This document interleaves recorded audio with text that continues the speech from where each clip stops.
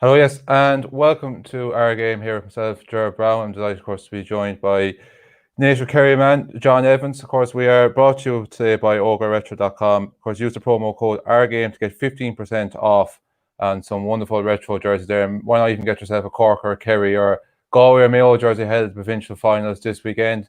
As I mentioned, John's just chatting to there earlier. The weather is beautiful at the moment. It really does have that championship feel as we have our first provincial deciders this weekend. It does indeed, and I suppose while the smell of new mown hay wouldn't be too strong at the moment because it's all well cut and silage is put away, so I think the turf could be brought home in a lot of counties as well. So it's championship the fever. Yeah, you're getting to the penultimate stages of it, Gerard, and the west will be vibrant, and so I expect Killarney to be vibrant next Sunday. Yeah, I mentioned about bringing home the turf and the hay there. It would be interesting to see who's going to be bringing home the silverware on Sunday evening. Kerry did actually bring home some silverware last year as the league, but I suppose the two main important prizes down there, the Munster title and the Ireland, none of them came home last year.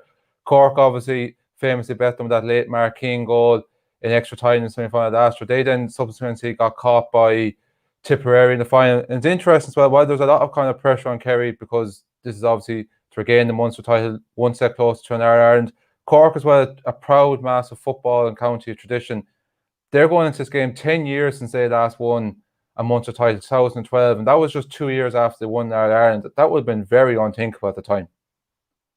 It would, Gerard, and they're also going into the game with a bitter pill that they didn't perform in the last year's Munster final. While Kerry will say they weren't allowed to perform, or the weather, or whatever excuse, but this was wholeheartedly Cork didn't perform, and that bitter pill is still there. That bitter taste in the mouth is still there, Gerard. And look, they'll go to any lengths to ensure that they're in this game right to the end. And this daft stuff that I'm hearing of, that it'll be a whitewash by Kerry. I don't see that happening at all. I do see where Cork will have to up their game, certainly, because look, they're apart from the Westmeath game, they haven't been performing well, and they didn't perform well in the league. They may have picked up a few injuries in that, but look, I suppose against Clare they kicked 22 points and they kicked 322 then against Westmeath. So they have the forward power. Whether they have enough of defence to hold Kerry would be the other thing, but that's what their main worry will be. I think, Gerard, for motivation, for location, for that bitter pill, that humiliating pill that Cork were forced to swallow after a good victory by Tipperary over them, I think that they're on a journey, and it's going to be a really, really fractious, tough game. It's going to be in the searing heat. And while one extreme was last year with the pouring rain and hard ground, here you have another extreme of searing heat in Killarney. And, don't write off this Cork team. Yeah, it's interesting as well. It's actually going to be the first meeting of these sides in Killarney since 2017, because obviously with the redevelopment of Páirc Uí Chaoimh, they played a number of games in Killarney. Then they had a number of games in Páirc Uí Chaoimh to cancel that back out. And just even from that kind of point of view, because we talked back like when they last bet Kerry and last won Munster 2012, the rivalry was still very, very strong. It was always classed as a 50-50 game. It obviously has dipped off in recent years. But you feel now with the last couple of years, you think back to even the Munster final 2 years ago, Kerry had to get 3 late points to win that game, 119-310. Cork beaten last year. While it might be hard for you to say as a Kerry man with Cork win the game last year, but for the rivalry kind of point of view, it's that good, and it's maybe bit by bit getting back there again. We've even seen Cork in recent years, and once again last week, get the upper hand in Kerry at under 20 level, so they are definitely building. Yeah, and I think any manager worth his salt down here in Kerry, whether it is minor under 20 or senior, when you come up against the Cork team, you know that there's rivalry, and rivalry just levels the playing field. No matter what you've done before, it doesn't matter. It is how good you were on the day. And this, Cork certainly they'll be coming to Killarney to prove a point. That's a different scenario to going into a Munster final like they were last year as hot favourites. So, and having beaten Kerry. But looking at Kerry as well, I suppose Kerry are themselves were stung by the Cork team, so they're out. The best serving of redemption, the best serving of recovery is served cold and on the day, and that's why I think it's going to be a really, really tough game. Certainly Kerry are going to they have the forward power. Look, there's no question doubt about that. But I respect hugely this midfield for Cork. Ian Maguire, I've been watching him for the last 5-6 years when I was with various teams, and he is really, really a man to behold. He's a hard worker. He's not absolutely stylish. He's not, but his work rate surpasses everybody else in the field. He's really hungry on the high ball, but he's also extremely tough on the breaking ball. And whoever they put with him, it's probably Paul Walsh. And they'll probably bring out what's his name, Kevin O'Driscoll to that area. And so you'll have three big men across the centre there, and Dean, Rory Dean is going to be there. So they have big men around that area, and I don't see them losing that area too handy. I suppose analysing it psychologically, both teams have a purpose going into this. Both teams have been stung. Analysing it as to who is the better prepared for it, I think Peter Kane has certainly learned, and his management team have learned a couple of things. I think that they now know that they have excellent forwards, and they're using the 6 forwards, rather than putting backs up there.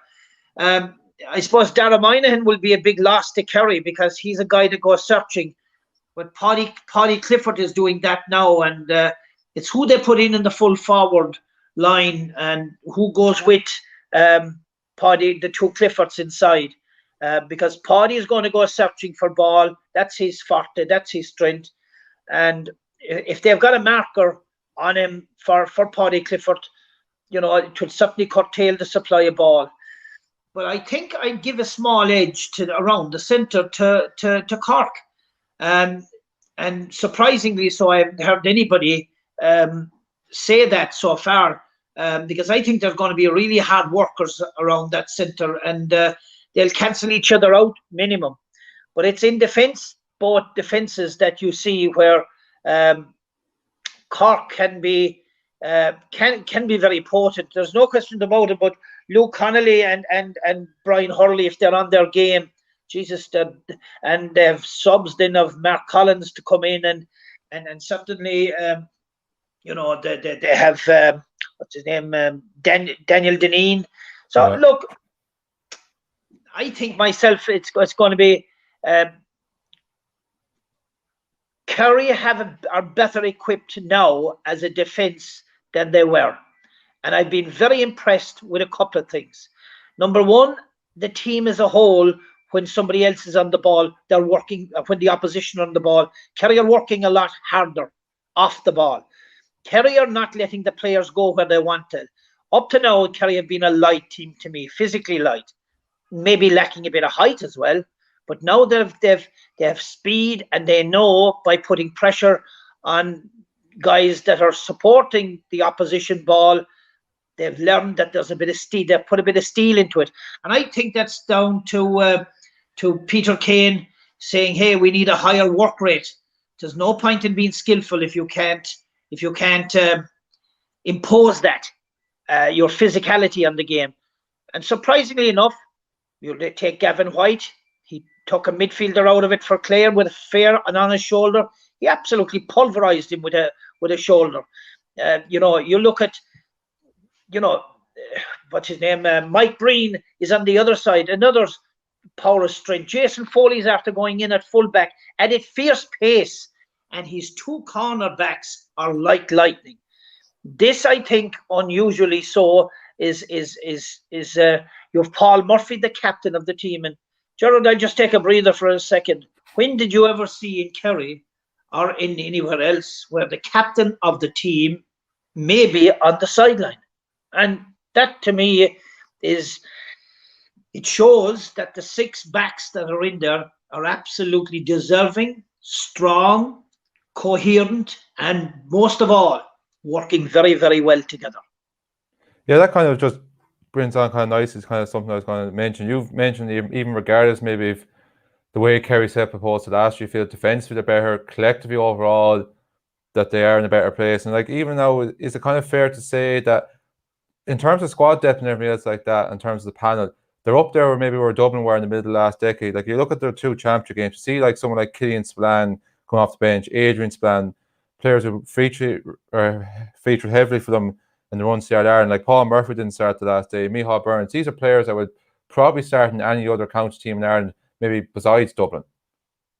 Well, I suppose they have started previously. Like, I mean, you look at Paul Murphy, Tommy Welsh, Jack Barry. Another one, yeah.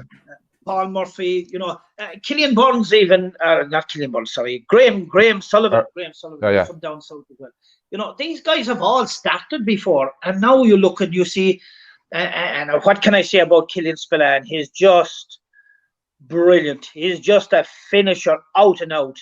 But maybe they're looking for something else. That's why he's not starting. You know what I mean? To be able to bring on these guys, that type of thing. I agree with you totally, Gerard. I think we're in the realms of Dublin when they were at their peak, that we have that amount of talent on the sideline. But let's not forget, it's on the field. We want the right guys on the field. But yeah, it's the backup that's there, and I think this is where Kerry are coming through. I think that they are going to be a lot stronger this year with that bit of work, that steely bit of work that they've learned from last year.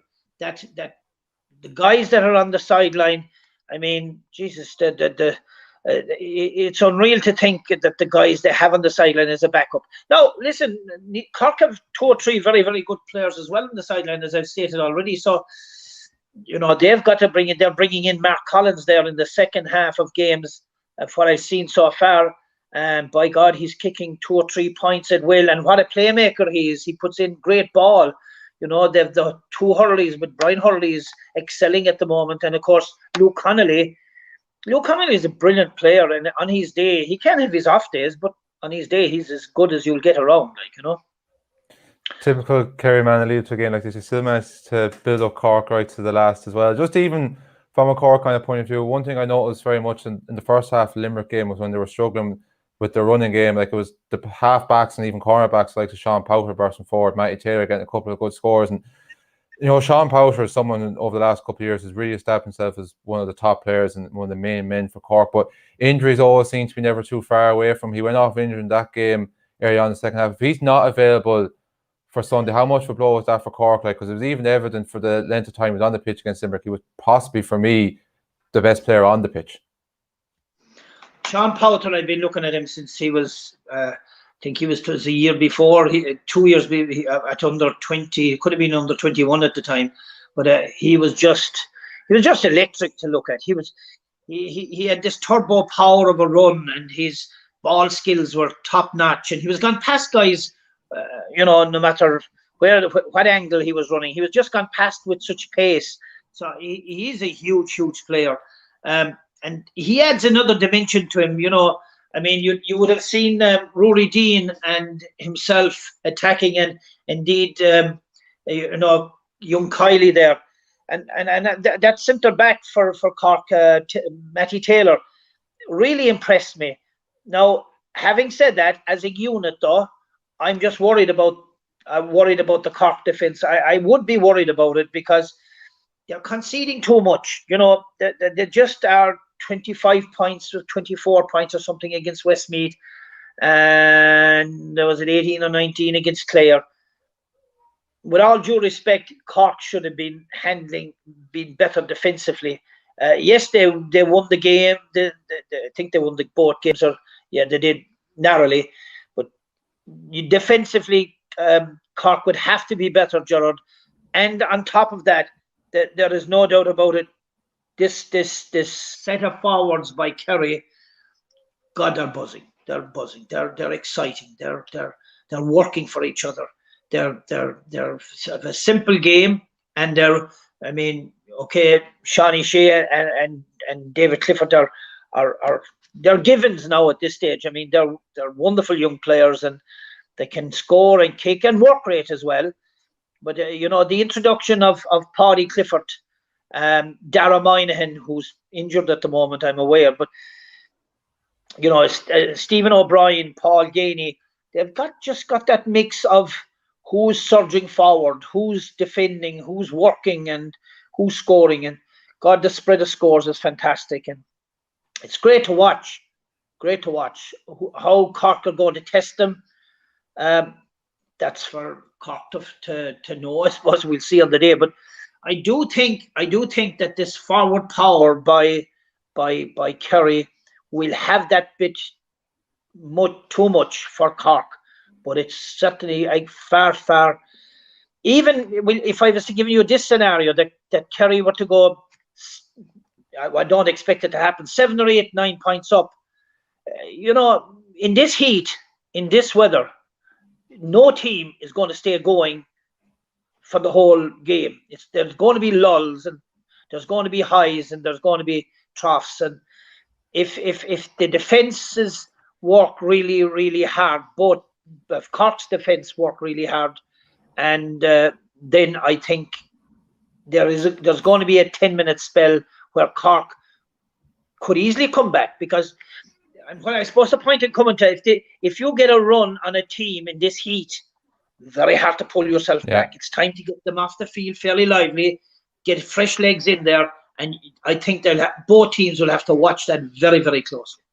Yeah, I think we're even seeing the effects of the heat in the games last week in both coaches. Think of like Clare or Monaghan, Tipperary, Dublin, they all had massive leads, but because of the heat, they weren't able to maintain it, and some of them got caught, some of them nearly got caught. The opposition in all 4 then games came back, and probably will be the same again this weekend because the temperatures are looking quite similar as well. Well, another kind of interesting slip off for this game as well, because of the news that's kind of come out over the last couple of weeks that the Connacht final and Ulster final is now going to be moved to Croke Park. This is the only provincial final that won't be in GA headquarters. There's only going to be 2,500 people at this game because of obviously social distancing and COVID restrictions, that as opposed to every other provincial final is going to have 18,000. Every other Ireland semi-finalist now is also going to have a run out in Croke Park before that game, as opposed to the winners of this game. So maybe they've, as much as Kerry would love, home advantage, and as much as traditionally Cork, Kerry, Munster final in Killarney is always a big draw. Obviously, a bit different this year. Think maybe they've missed the boat and not maybe asking and moving this game to Croke Park. Well, traditionally, the first way I'll answer that is that Cork loves coming to Killarney. They may not have been so successful there in recent years. They have ran Kerry close, but the whole saga of coming down for the weekend is manna from heaven for Cork, and they will come to. There's 3 or 4 massive big screens in Killarney. There could be more looking at those screens than looking in the game. I think the application to up it to 4,000 was refused, and it's now at 2,500. 2,500 Killarney. Look, 2 good clubs would have it, and no question about that. Easy, and there'd be restricted clubs at that level. So I think the atmosphere in Killarney before the game and after the game is always electric, and one of the traditions is to walk around Killarney afterwards, whether you win, lose or draw, and see the atmosphere, the young people that come out, the colour they bring, the atmosphere, and of course the enjoyment. It's just incredible. It's just Killarney is set up for this, and they'll do a great job for it every year, and that's why I think there's going to be a huge crowd in Killarney. The atmosphere will be brilliant afterward, Gerard, and irrespective of who wins, we get the good weather, we won't refuse it.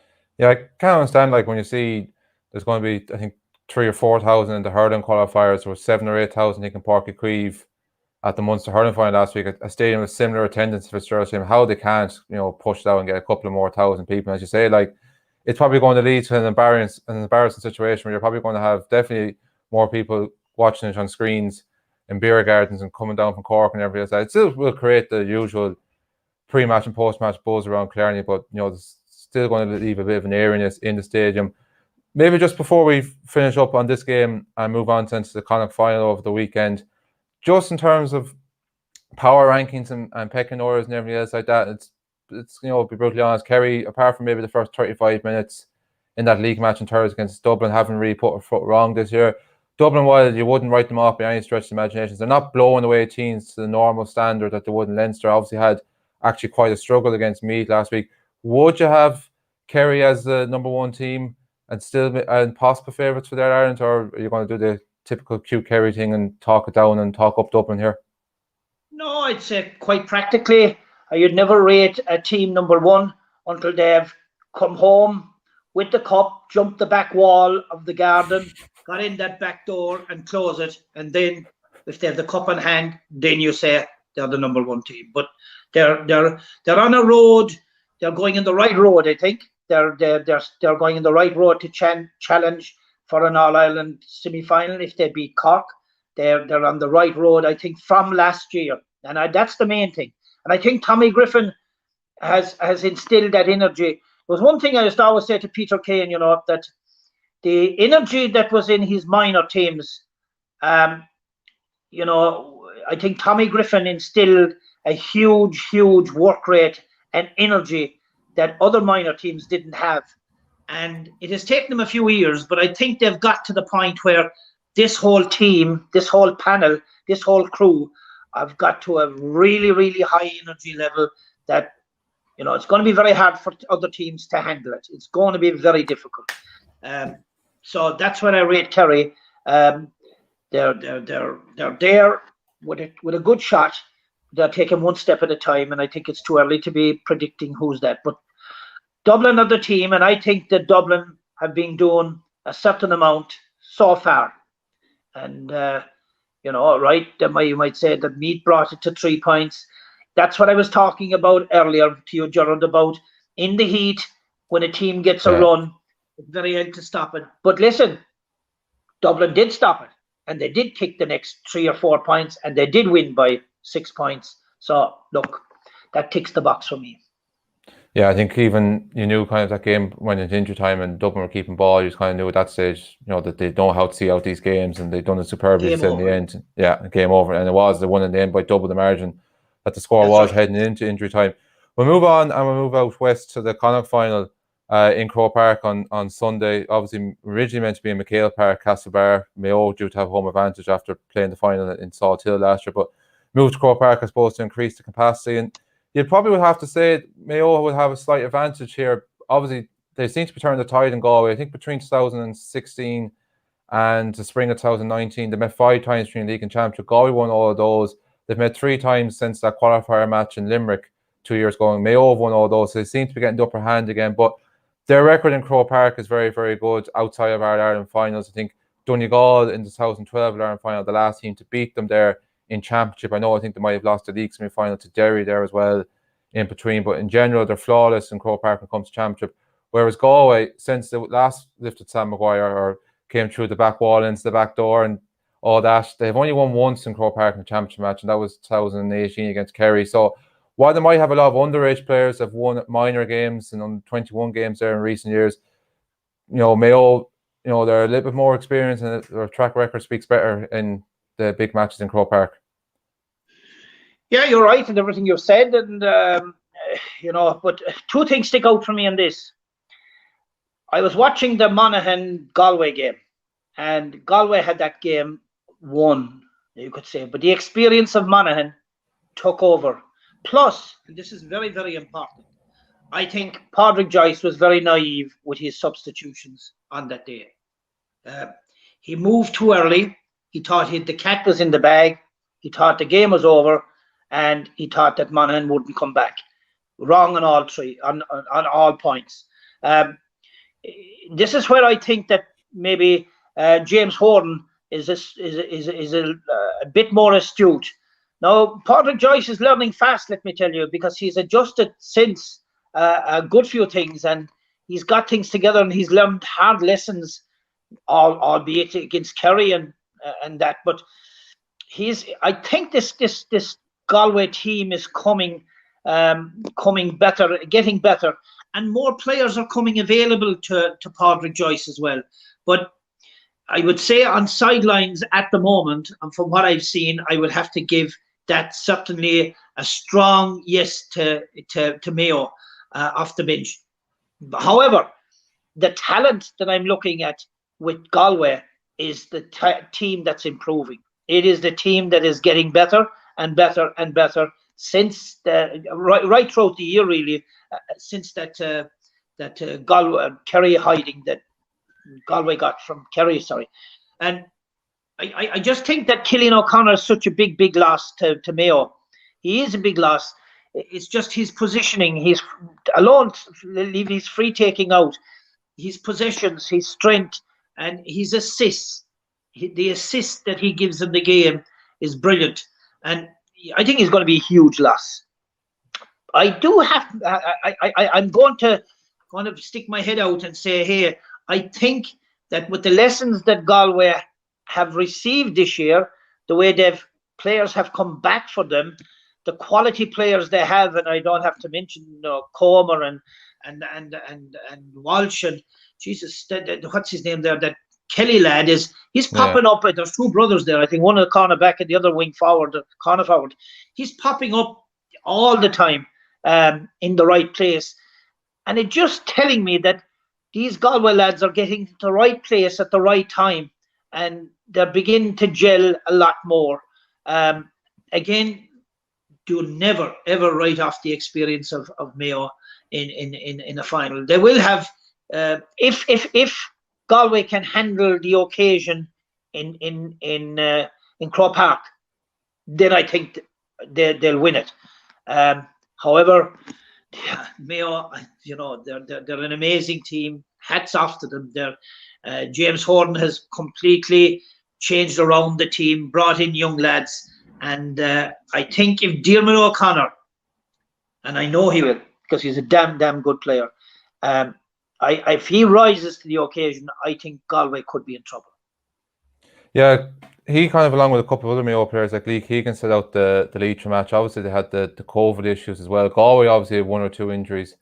Sweating coming into this game as well. Shane Walsh has been kind of declared fit. How crucial it would be as well if he's available, and if Mayo as well can get some of the players that are affected by COVID for the Leitrim match. And as I mentioned, like Jim O'Connor and Lee Keegan back, could lead to some fantastic matchups and duos even individually in this match. Yeah, there's no doubt about it. I mean, we haven't mentioned Aidan O'Shea at all yet, but Lee Keegan, I mean, if Lee Keegan is right, I mean, he's gonna take up Shane Walsh. If Shane Walsh is right, then you're gonna have a barnstormer attacking forward. So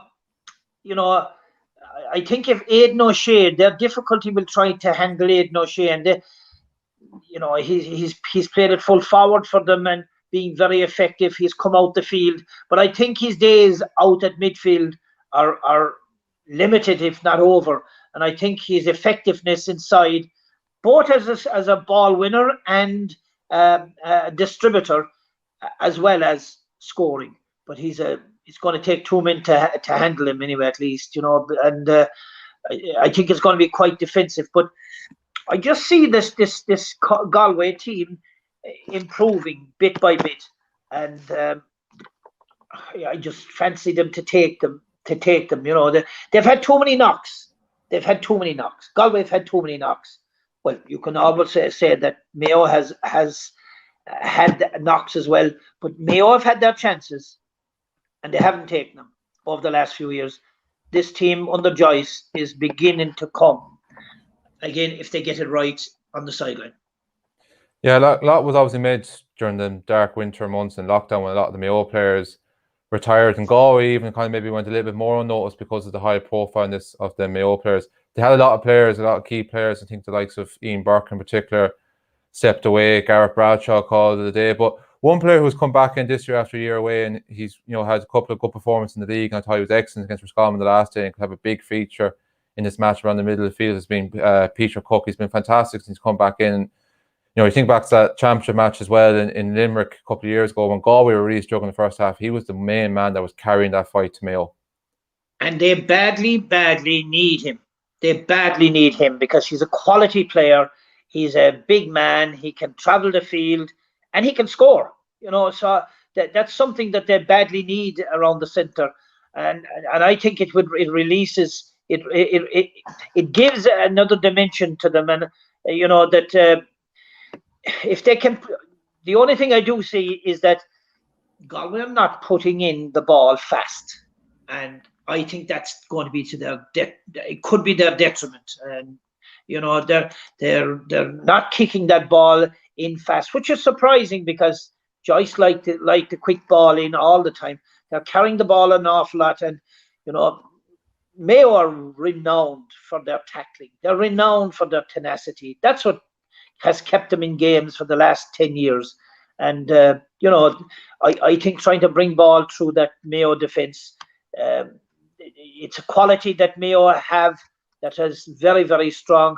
It was there in Donny Buckley's time. I think it's been a lot of the tactics they've used, they've continued on. And I still think of the freshness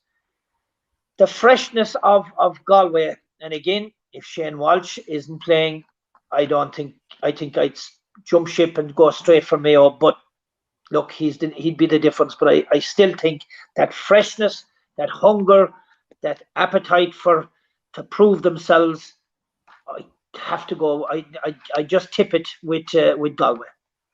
Yeah, and most people actually will kind of still be kind of maybe going the opposite side here, kind of the bookies and the most kind of pundits with Mayo, despite the fact obviously with Keane Connor's injury. But one player who seems to be kind of really stepping up, maybe an unknown name outside of Mayo prior to this year, was Darren McCabe. He kind of reminds me of a similar situation to Paulie Clifford. I know someone you've talked up for a while because you had him at club level in Kerry. A similar situation, Mayo. He's been rewarded for some strong performances at club level the last couple of years. And okay, you might question Division 4 opposition, but you can only beat and play what's put out in front of you.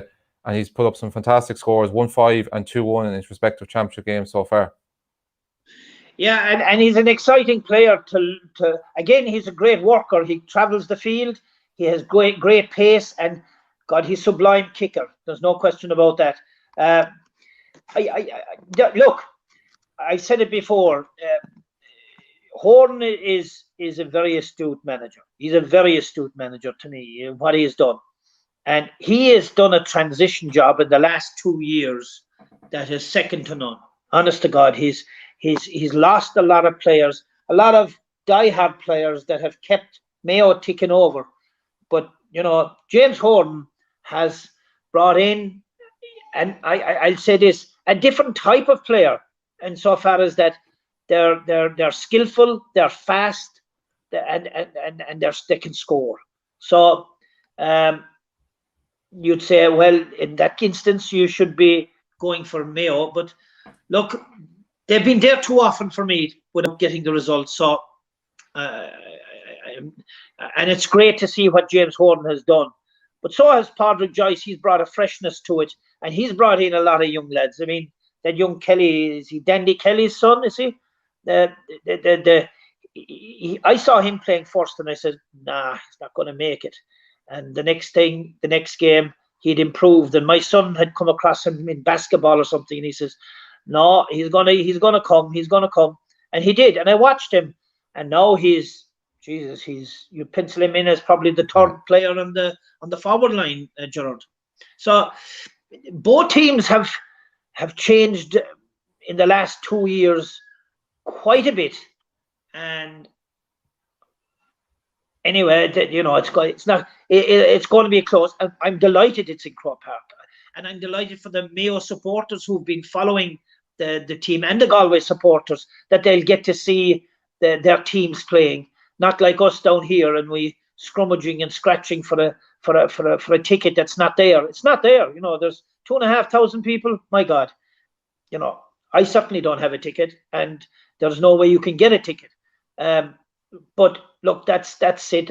I thought full marks to Padraig Joyce, James Horton, and both county boards for taking this initiative. I think the first thing they were looking at was their supporters and the ideal place. Plus, as you said at the start of the show, Gerard, it's the experience of having played in Croke Park, whoever is the winner, and with all these young players that we've been talking about for the last 7 or 8 minutes, I think it's going to be a huge advantage to the next team up. Yeah, it certainly will be. And should hopefully have the makings of being a cracking game, and obviously interesting to see what effect the Heat will have in this game and the one in Clarny on Sunday. Just finally, John, just before we finish up, maybe we're talking about matters out west. We might talk about briefly just about, of course, a county that you managed, Roscommon, who will be very disappointed for the second year in a row. They're not in the Connacht final. Very disappointing year. They've lost all 5 of their competitive outings this year. 3rd relegation from Division 1 in 5 years again. They would have fancied their chances of beating Galway. It just didn't happen for them on the day. Where do you kind of see Roscommon kind of going forward? I suppose there is a little bit of light at the end of the tunnel, a nice little boost during the week with the under-20s winning the Connacht final against Mayo. Yeah, well, as you know, the under-20s, it takes them 2 or 3, at least 2 years to mature to that. So, but it's great to see a win, and congratulate them wholeheartedly. That bunch of players that went to 2 All-Ireland finals, beaten by Dublin and Both, they're still there. They're still young. They're still fresh. I would have expected them to come through stronger, but for various reasons, it hasn't happened. In actual fact, their best game this year was against Kerry, unlike other teams that fell badly short. And I thought they were going in the right direction, but they just didn't rise to the occasion. They're not lacking physicality. They're not lacking skill. They're not lacking fitness. I just don't know what the right combination, because I'm away from them now a few years. But it is disappointing to see that they haven't performed. This thing, I'm going to refer back to it again, that I spoke about Kerry, this newfound energy, steely energy that Kerry have got. That's what Roscommon are lacking. They may be programmed too much. You know that. There might be, I don't know. I don't know what systems they have, but there's certainly the flair is gone out of the likes of leaders like Inda Smith and Diarmid Murta. My God, Diarmid Murta I think he's an absolutely brilliant player. And I've seen this guy, Diarmid Murta, play on his own up, it was at UCD or DCU? DCU, I think. Play on his own, while other inter-county players are supplying him and they win games. And yet, here he is. He sometimes makes the team. I mean, he's now 20, I would say 25, 26, yeah.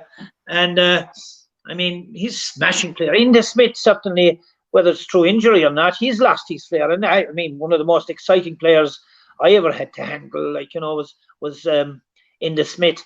And, the flair has gone. Maybe Cathal Craig is getting to that point where he's considering going forward, what he's doing going forward. But it fears all these guys, Kieran Murta.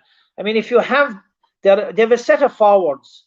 They have a set of forwards you to die for. I don't think they need too many backs up the field. And maybe they could take a leaf out of Kerry's book and say, hey, forwards are forwards, and because they're so talented. They're Donny Smith and these guys, And like that, they have very, very good backup as well in the forward line. So, look, I don't know what's going wrong there, but what I'm seeing is a lot of backs going forward and taking shots up front. And, in other words, they're sitting back. They're waiting to counter-attack when they should be attacking themselves initially. Yes, they're disappointed with the Galway game. They just never fired, and Galway deservedly won the game, but going forward, I think that there's great talent in Roscommon still, and whatever is needed, I just can't put my finger in it. And I think Anthony Cunningham, when he came in there, he did a great job, and that I think he's a very experienced manager. It just needs some little bit of a change of some sort. Yeah, I think the kind of feeling would be here. We've always kind of had the forwards. It's never been a problem. It's just maybe the backs. But as you say, there's still kind of good players, young players coming through. Some of them backs in that match the night against Mayo in the 20s were excellent. And hopefully, maybe unlike the near misses of them previous when train one teams against Dublin in 2012 and 2014, that this team now can go on and go all the way. Obviously, they face now either Down or Monaghan in the Ireland semi-final. Of course, just of course let you know, of course, if you want to get this podcast in audio version, you can sign up to our Patreon for €5 a month to get all audio versions of content from our game and exclusive content, as I mentioned, just for €5 a month, price of a pint, so you can't go wrong with that at all. John, that's pretty much where we're going to leave it here. We've given a really good comprehensive look ahead to the first two of this year's provincial finals, and you're very much confident that it could be Galway and Kerry celebrating Sunday evening. Well, I'm not very much confident about it now. I'm tipping You're them swaying to that way anyway. Yeah, yeah. I think that Galway and Mayo game is going to be so tight. I just very hard to call, and they're just things I'm observing, and we'll see how it comes out. But lovely talking to you, Gerard, and we'll keep hoping the Rossies will keep improving anyway. Fingers crossed, and hopefully we'll be back there in the provincial side ourselves next year. Thanks, John, anyway, and enjoy the weekend of football and enjoy the good weather. Okay, thank you. God bless. Bye-bye. Bye.